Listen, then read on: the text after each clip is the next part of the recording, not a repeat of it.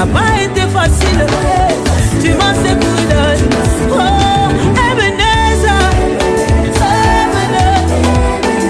Ebenezer, Outinanga Mosike, Outinanga Nalotepa, Obonisinga na Meza Bokoti, Ebenezer. Je suis Michael Bogui, disciple de Christ, serviteur du Dieu vivant. Je suis là ce matin pour que nous puissions partager la parole de Dieu. Voilà. Et nous allons parler d'un phénomène qui aujourd'hui est à l'ordre du jour et qui quelquefois est prêché même par les hommes de Dieu. C'est prêché même par les hommes de Dieu, ce qui n'est pas normal. Donc nous allons en parler parce que c'est très très important qu'on en discute. Voilà. La volonté de Dieu, c'est que nous soyons tous guéris de nos maladies. Je le dis bien, la volonté de Dieu, c'est que nous soyons tous guéris de nos maladies. Prions le Seigneur, notre Père et notre Dieu, étant aimé avec cette prêche touche le cœur de mes frères et de mes sœurs, pour que nous puissions comprendre la quintessence de Dieu, ce que Dieu est et ce qu'il veut faire pour l'humanité, le plan rédempteur qu'il a mis en place, qui est déjà accompli, et ce qu'il veut faire encore par la suite par amour pour les êtres humains, parce que c'est un Dieu qui est rempli d'amour, dont l'amour déborde. Dans le nom puissant de Jésus, bénis mes frères et sœurs qui écouteront ce message. Alléluia. Amen. Père, toi qui es le Dieu Tout-Puissant, merci pour ta présence. Voilà. Chers frères et sœurs en Christ, Dieu n'est pas un Dieu qui est l'auteur des maladies que vous voyez sur la terre. Non. Il faut qu'on clarifie cela. Dieu n'est pas l'auteur de ces maladies-là. La volonté de Dieu, c'est que nous soyons tous guéris de nos maladies. Ça, c'est ce que Dieu veut. Mais la guérison miraculeuse de Dieu, c'est quoi? La guérison miraculeuse de Dieu, c'est la manifestation de la puissance et de l'intervention de Dieu qui apporte non seulement une révélation de sa présence et de la liberté qu'a Dieu d'agir, et une liberté dont il use pour accomplir ses desseins. La Bible désigne les miracles en termes de puissance, c'est-à-dire la manifestation de Dieu qui est inexplicable pour les humains, qui est hors de la logique et qui opère dans le surnaturel en dégageant une maladie, en opérant un miracle, en se manifestant, mais parce que nous sommes dans le cadre de la guérison, en dégageant une maladie, en la faisant disparaître, et même les médecins n'arrivent même pas à expliquer comment cette maladie est partie. Voici ce qu'est le miracle en termes de guérison. On peut le voir dans Exode 9, 16, Romains 1, 19, 20, et aussi le voir dans Jean 9, 1, 4, 41 et Jean 3, 2. Voilà. Donc le plus grand préjugé que nous avons sur Dieu est de croire que Dieu nous donne des maladies pour atteindre un but dans notre vie. Ça, c'est faux. Il y a des personnes, quand ils sont malades, c'est le Seigneur qui permet que je sois malade parce qu'il veut m'humilier, c'est une forme de mortification. C'est faux. Dieu ne peut pas être un Dieu saint, pur, rempli d'amour et te donner une maladie qui te fait souffrir sur la terre. Et lui, il est au ciel, il est assis, il te regarde et puis il prend plaisir. C'est pas un Dieu nymphomane, c'est pas un Dieu manichéiste. C'est pas un Dieu qui se prend plaisir à la douleur, à la souffrance des êtres humains. Non, ce n'est pas ce Dieu-là. Si nous raisonnons comme cela, nous affirmons que Jésus-Christ a trié les malades avant de les guérir lorsqu'il était sur la terre. Alors que Jésus ne faisait acception de personne, puisque Jésus a imposé les mains à tous les malades afin de les guérir. Il n'a pas chassé les malades. Et lorsque des gens venaient à lui pour être guéris, Jésus n'a jamais refusé de guérir un seul d'entre eux en disant « Non, ce n'est pas ma volonté que tu guérisses. Souffre encore un peu, mon fils. Tu n'es pas assez pieux. Souffre. » Non, Jésus ne le faisait pas. Pas une seule fois. Les Écritures nous disent que pour voir Dieu, il faut forcément souffrir. Non. Nous regardons et nous voyons que Jésus dit quoi? Dans Jean 14, 9, il dit quoi? Il y a si longtemps que je suis avec toi et tu ne m'as pas connu, Philippe. Celui qui m'a vu a vu le Père, comme dis-tu. Donc montre-nous le Père. Ne crois-tu pas que je suis dans le Père et que le Père est en moi? Les paroles que je vous dis, je ne les dis pas de moi-même. Mais le Père qui dit moi, c'est lui qui fait les œuvres. Il voulait dire à Philippe que tu es avec moi depuis. Les actes que je pose montrent effectivement que je parle au nom de Dieu. C'est Dieu qui est en moi qui se manifeste. Donc Jésus a opéré le miracle dans toute la vie de tous ceux qui venaient à lui. Jésus est la volonté de Dieu en action. Jean 6, 38. Jésus allait-il rendre les gens malades? Non. Il s'est mis à faire le bien, à guérir les malades.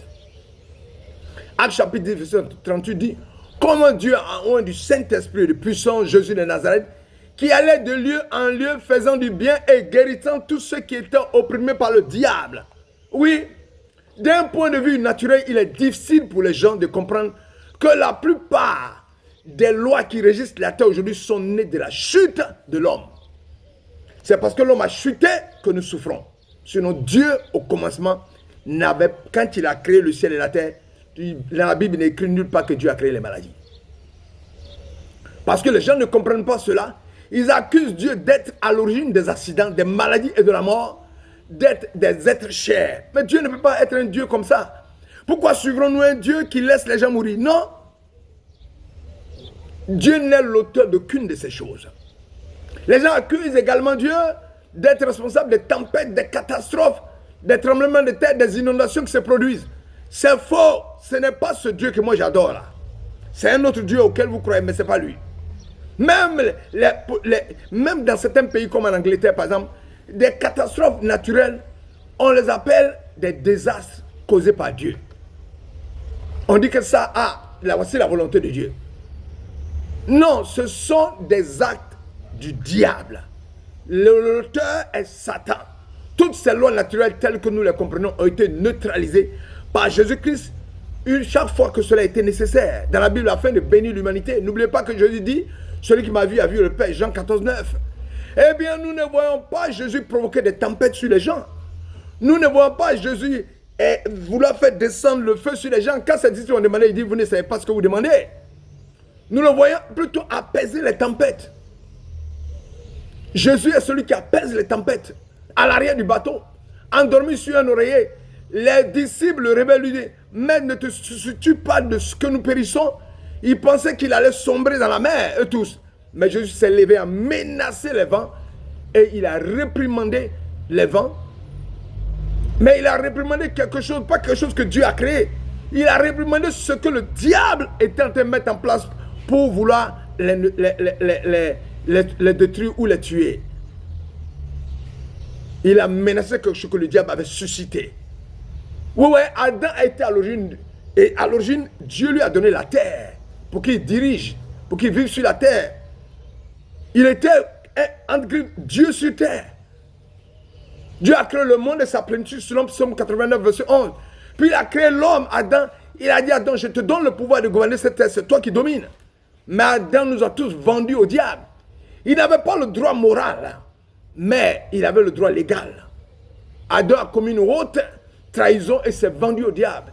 Et la Bible dit que Satan est désormais le Dieu de ce monde. 2 Corinthiens 4:4. Pour les incrédules dont le Dieu de ce siècle a aveuglé l'intelligence, afin qu'ils ne visent pas briller le splendeur de l'évangile et de la gloire de Christ, qui est l'image de Dieu. Quand Satan est devenu le Dieu de ce monde, après le péché adamique, sous contrôle maintenant, la terre est sous contrôle. Nous devons mettre certaines de ces choses au clair dans notre esprit parce que beaucoup de gens dans le monde de l'église sont confus. Les gens ont toutes sortes d'idées non bibliques. Certains pensent que Dieu a tout contrôle, mais ce n'est pas forcément le cas. Selon le sens que l'on donne à cette expression. Dieu contrôle la terre, il contrôle les choses. Mais il y a des choses qu'il laisse pour un moment donné.